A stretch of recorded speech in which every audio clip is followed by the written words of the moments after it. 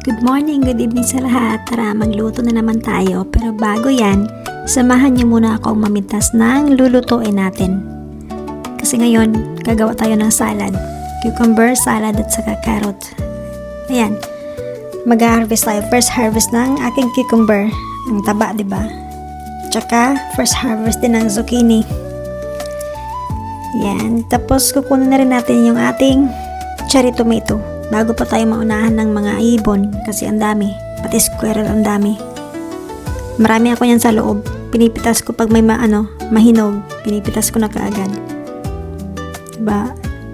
Tapos marami pa siyang ang dami talagang maliliit pa. Ewan ko ba bakit cherry tomato yung natanim ko. Ayan o, tingnan nyo. Diba? Ang dami pa. Yan. Sobrang dami pang maliliit. Meron din mga na medyo mandiba na. Tapos marami pa rin mga bulaklak. Tapos kukuha din tayo ng sweet basil. Lalagay ko yan sa paggisa at saka sa salad. Tapos yung green onion, maglalagay din tayo para bumunga yung ating gulay na lulutuin. Ayan lang, 'di ba? Pwede na yan. Tapos ito yung salad na gagawin natin. May onion. Konti, akala mo konti pero marami na yan. Tapos gagawa rin tayo ng sauce para sa ating salad.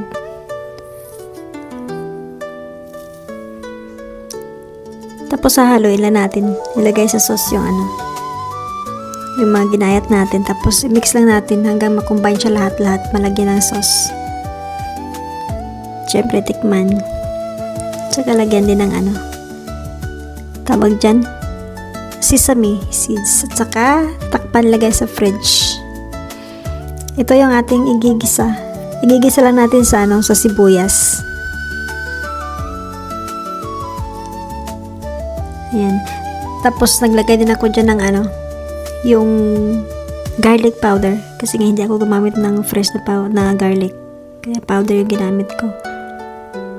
Zucchini lang at saka saka ba tawag dyan, yung baby spinach. Yung spinach galing sa tindahan kasi wala akong tanim na spinach. Alugbate yung meron ako. Spinach din yun pero ang liliit. Naglagay ako ng ground black pepper at saka oyster sauce. Yan lang yung nilagay ko.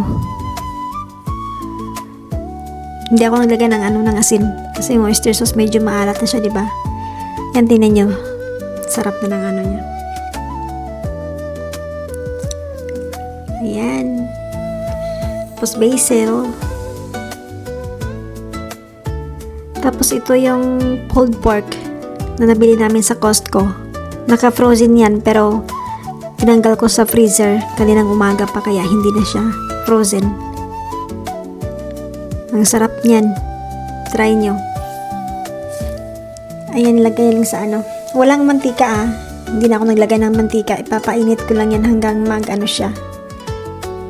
Hiwa-hiwalay. Ayan. 'Di ba? Naggamitan ng lakas para mahiwalay talaga siya. Kasi sobrang niya, compact niya. Ang dami niyan pag nagkahiwalay na sila. Sobrang dami niyan. Hindi namin mauubos sa isang kainan. Mga 3 kainan talaga. Try nyo yan. Ang sarap niya. Madali lang siya. Hindi na siya kailangan lutuin kasi siya, fully cooked na siya. Madali ang pagkain. Pero masarap siya. At saka medyo healthy rin siya kasi nga hindi siya masyadong mataba. Medyo lean siya kaysa sa sa pork belly. Kaya masarap siya. Gustong-gusto ko rin. Nakadalawang bili na kami ng ganyan. Nakabox yan, hindi lang yung ganun na yung sa plastic. Nakabox talaga yan siya, may box. Ayan, diba? Dumami na siya. Tapos naglagay ako dyan ng barbecue sauce na walang sugar. Pakita ko. Yan. No sugar. Ang sarap niya. Pwede rin na hindi ka na maglagay ng ng barbecue sauce. Iinit mo lang hanggang magkahiwa-hiwalay silang lahat. Pero ako mas gusto ko yung may konting sauce, yung medyo mabasa. Diba? Ayan, sobrang sarap niya na. Basta ang sarap niya kahit ganyan lang at saka yung gulay or ganyan or salad yung partner niya. Ang sarap.